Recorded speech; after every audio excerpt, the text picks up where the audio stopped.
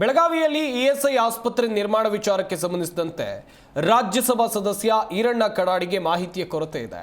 Tender ಕರಿಬೇಕಾಗಿರೋದು ಕೇಂದ್ರ ಸರ್ಕಾರದ ಕೆಲಸ. ಬೆಳಗಾವಿಯಲ್ಲಿ ಕಾರ್ಮಿಕ ಸಚಿವ ಸಂತೋಷ್ ಲಾಡಿ ಹೇಳಿಕೆಯನ್ನು ಕೊಟ್ಟಿದ್ದಾರೆ. ಆಸ್ಪತ್ರೆ ನೆಲಸಮ ಮಾಡಿ ಅಲ್ಲಿಯೇ ಆಸ್ಪತ್ರೆಯನ್ನು ನಿರ್ಮಿಸಬೇಕು ಅನ್ನೋದು ವಾದ. ಕಾಟಾಚಾರಕ್ಕೆ ಇಎಸ್ಐ ಆಸ್ಪತ್ರೆ ನಿರ್ಮಾಣ ಮಾಡಿದರೆ ಸಮಸ್ಯೆ ಆಗುತ್ತೆ ಅನ್ನೋದಾಗಿ ಹೇಳಿಕೆಯನ್ನು ಕೊಟ್ಟಿದ್ದಾರೆ ಸಚಿವರಾಗಿರುವಂಥ ಸಂತೋಷ್ ಲಾಡ್ ಅವರು. ಈಗಿರುವ ಆಸ್ಪತ್ರೆ ಜಾಗದಲ್ಲಿ ಹೊಸ ಆಸ್ಪತ್ರೆ ನಿರ್ಮಾಣ ಮಾಡಬೇಕು ಎನ್ನುವ ತೀರ್ಮಾನ ಆಗಿತ್ತು. 15 ಲಕ್ಷ ಜನರಿಗೆ ಅನುಕೂಲ ಆಗುವ ಆಸ್ಪತ್ರೆ ಮಾಡಿದರೆ ಅವರು ಯಾರು ಹೊರಗೆ ಹೋಗಬಾರ್ದು. ಕಾರ್ಮಿಕರಿಗೆ ಏನಾದರೂ ಅನಾನುಕೂಲ ಆದರೆ 18 ನೋಂದಾಯಿತ ಆಸ್ಪತ್ರೆಗೆ ಹೋಗ್ಬೋದು. ಒಂದು ಜಿಲ್ಲೆ 50,000 ನೋಂದಾಯಿತ ಇದ್ದರೆ ಆಸ್ಪತ್ರೆ ಮಾಡುವ ಯೋಜನೆ ಇದೆ. ನಾವು 2-3 ಜಿಲ್ಲೆ ಸೇರಿ ಒಂದು ಆಸ್ಪತ್ರೆಯನ್ನು ಮಾಡ್ತೀವಿ ಅಂತೇಳಿ ಮನವಿಯನ್ನು ಕೊಟ್ಟಿದ್ದೀವಿ. ಈ ಬಗ್ಗೆ ಕೇಂದ್ರ ಸರ್ಕಾರ ಸಕಾರಾತ್ಮಕವಾಗಿ ಸ್ಪಂದನೆ ಮಾಡಿದೆ. ವರ್ಷಕ್ಕೆ ಕೇಂದ್ರದಿಂದ 1,000 ಕೋಟಿ ರೂಪಾಯಿ ಬರಬೇಕು ಅನ್ನೋದಾಗಿ ಸಂತೋಷ್ ಲಾಡ್ ಹೇಳಿಕೆಯನ್ನು ಕೊಟ್ಟಿದ್ದಾರೆ. ಟೆಂಡರ್ ಕರೀತಕ್ಕಂಥದ್ದು ಆಸ್ಪತ್ರೆದು ಕೇಂದ್ರ ಸರ್ಕಾರ ಕರೀತದೆ.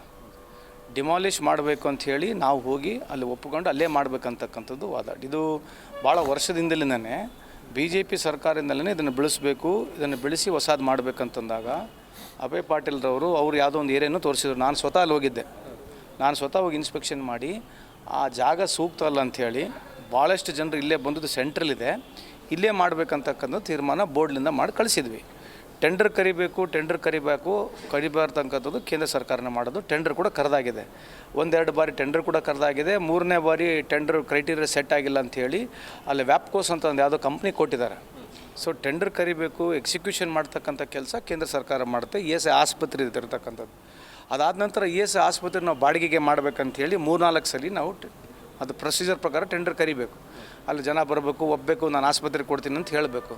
ಅಲ್ಲಿ 3-4 ಸಲ ಸಂಧಾನ ಮಾತುಕತೆ ರೆಂಟ್ ಸೆಟ್ ಆಗಲಿಲ್ಲ.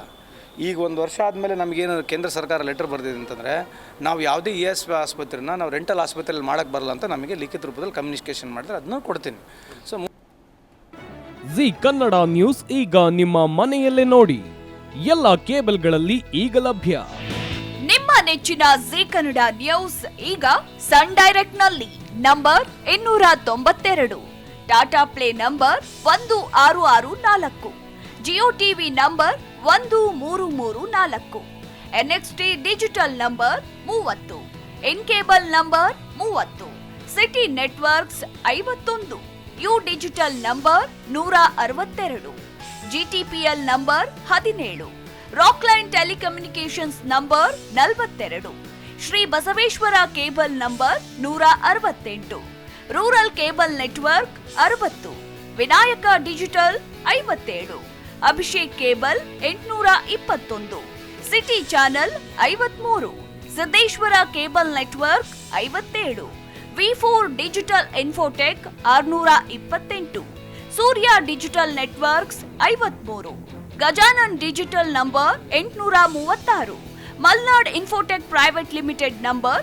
56, Metrocast number 830, Victory Digital number 167ರಲ್ಲಿ ನೋಡಿ ಆನಂದಿಸಿ.